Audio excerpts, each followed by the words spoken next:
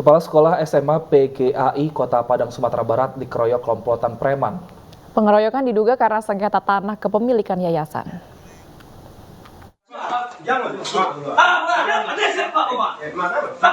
Sejumlah pria yang mengaku sebagai warga setempat menyeret jurnalis, seorang kepala sekolah SMA PGAI Kota Padang, Sumatera Barat dari sebuah ruangan.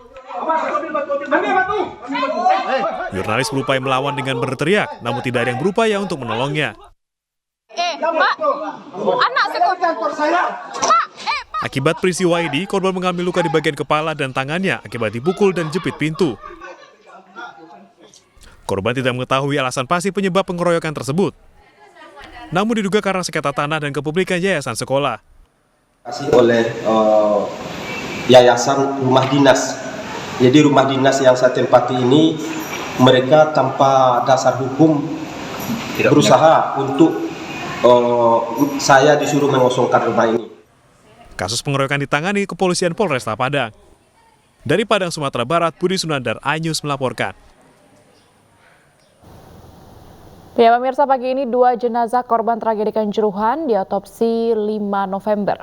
Ekshumasi kedua jenazah ini akan berlangsung di tempat pemakaman umum Dusun Patuk, Desa Sukolilo, Kabupaten Malang, Jawa Timur.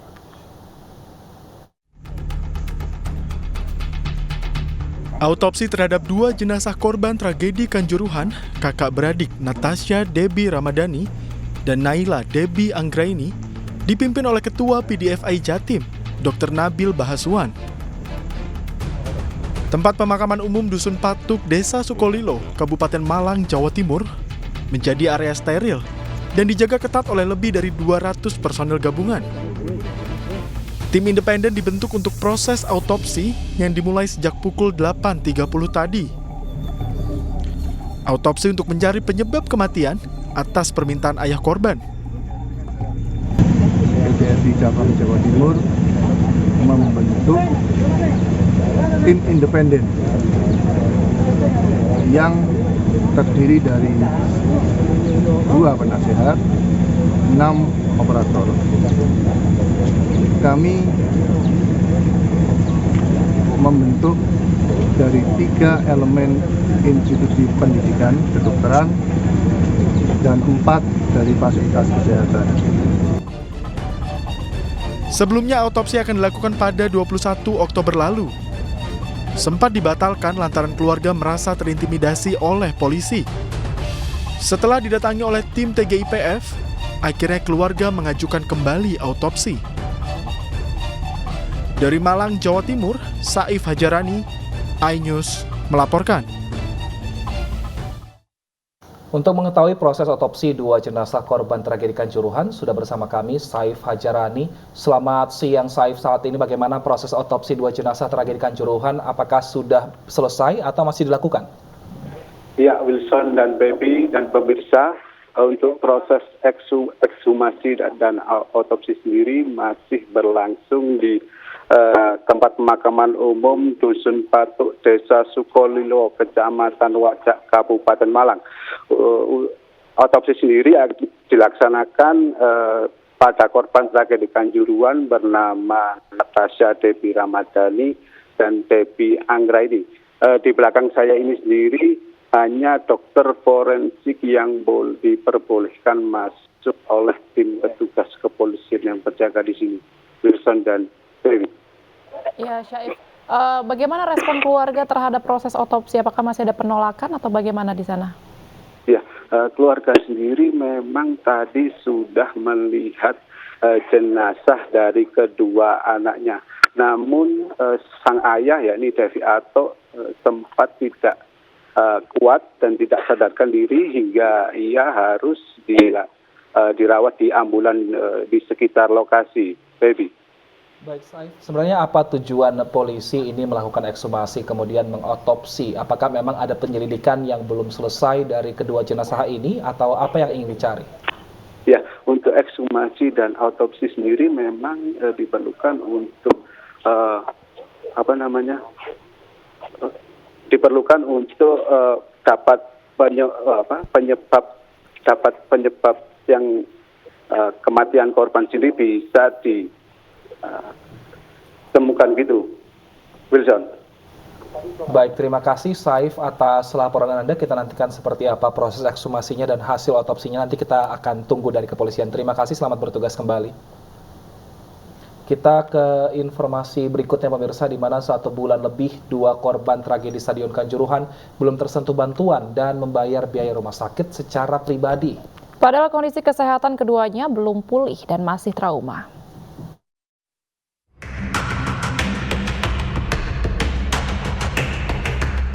Mario Tegarsyah, pelajar SMK, dan Dimas Putra Aji Pratama, pelajar SMP berusia 13 tahun warga Kota Malang ini menjadi korban tragedi Kanjuruhan yang belum tersentuh bantuan sama sekali.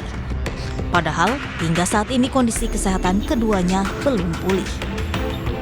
Selain masih kerap batuk, sesak nafas, demam, dan pusing, kaki Mario masih mengalami infeksi akibat tertancap dan tersangkut besi pagar stadion selama 3 jam saat tragedi 1 Oktober lalu. Mirisnya, meski sudah menunjukkan surat keterangan RT RW dan kelurahan yang menerangkan dirinya sebagai korban tragedi Kanjuruhan, namun saat berobat di rumah sakit ia tetap diminta membayar biaya pengobatan.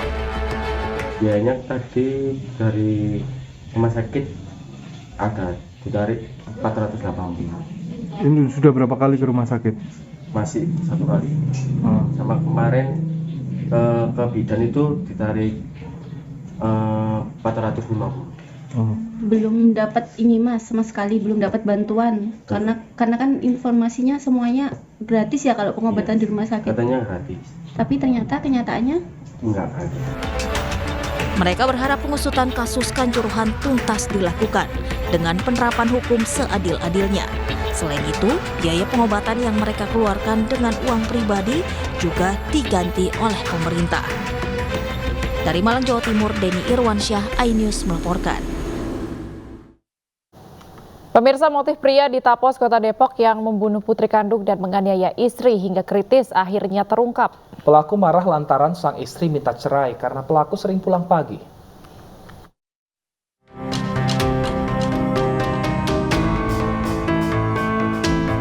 Rizky Noviandi Ahmad ditetapkan menjadi tersangka pembunuhan putri kandungnya serta penganiayaan istrinya yang terjadi di klaster Pondok Jati Jajar, Tapos, Kota Depok, Jawa Barat.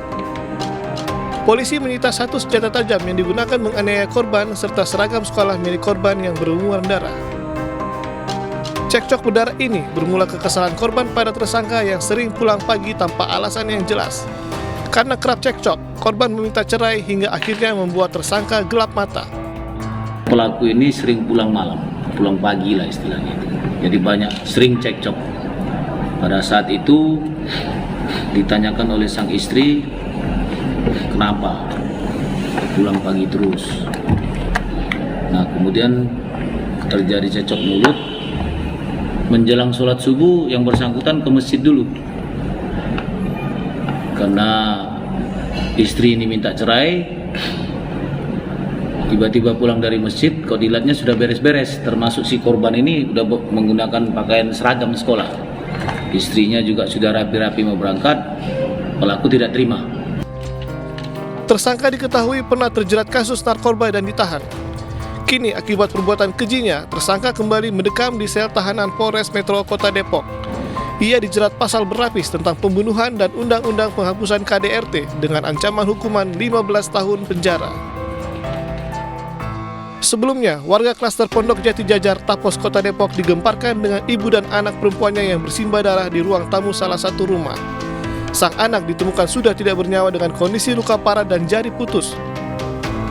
Sementara ibunya masih bernafas, namun kondisinya kritis karena kehilangan banyak darah akibat terkena senjata tajam.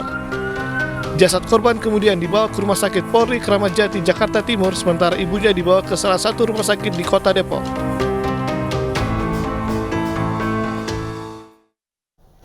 Pemirsa, sementara itu tersangka pembunuhan anak kandung mengaku malam sebelum kejadian baru saja menggunakan narkoba jenis sabu. Ia marah lantaran saat baru kembali dari sholat subuh di masjid, istri dan anaknya sudah berkemas untuk meninggalkan rumah dan hanya keduanya membisu saat ditanya. Berikut pengakuan tersangka Rizky Noviandi Ahmad. Itu sama istri pas dia mau pulang ke rumah kan, saya tanya anak saya saya tanya dia namanya kan Keke dengar ayah mau bicara, udah dihiraukan gitu Bu. Dia cuek juga malah buang muka gitu. Terus? Akhirnya bos ya itu muncak saya bersih barang-barang semua kan dia sudah dikemas. Jadi jam 2 itu saya pulang ke rumah ngobrol sama istri, belum tidur segala macem, saya daripada berantem saya keluar.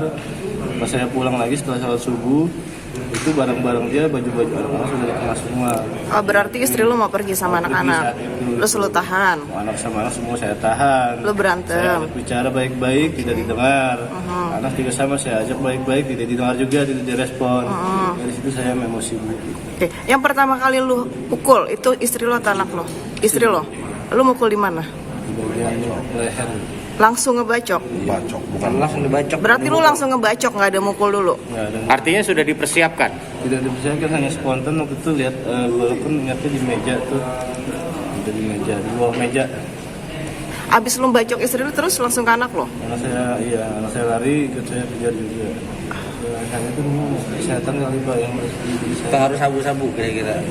Pakai sabunya pas kapan sih? Setelah subuh apa bagaimana? Sebelumnya, malamnya. Malamnya, pas malam, kasihan ya. Lu pakai di mana Bang? Banjir bandang menerjang 2 desa di Bojonegoro, Jawa Timur. Sejumlah rumah warga rusak bahkan jebol diterjang derasnya air. Informasi selengkapnya akan kami hadirkan untuk Anda. Tetaplah bersama kami di Hanya Siang.